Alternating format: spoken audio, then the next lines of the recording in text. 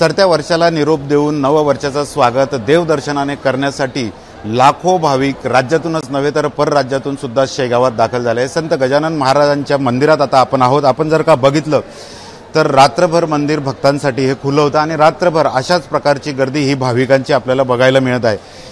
राज्यभरातूनच नव्हे तर परराज्यातून सुद्धा लाखो भाविक हे शेगावमध्ये दाखल झालेले आहेत आणि त्यामुळे शेगाव मंदिर परिसराला अक्षरशः यात्रेचं स्वरूप प्राप्त झालेलं आहे. नवीन वर्षाची सुरुवात ही देवदर्शनाने करण्याची पद्धत असल्यामुळे या ठिकाणी राज्यातून लाखो भाविक जर आलेलेच आहेत आणि नवीन वर्षात नवीन संकल्प करून देवदर्शनाने या ठिकाणी सुरुवात केल्याचं आपल्याला बघायला मिळत आहे. मोठ्या प्रमाणात भाविकांची संख्या या ठिकाणी आलेली आहे आणि त्यामुळे शेगावला मोठ्या यात्रेचं स्वरूप आपल्याला बघायला मिळत आहे.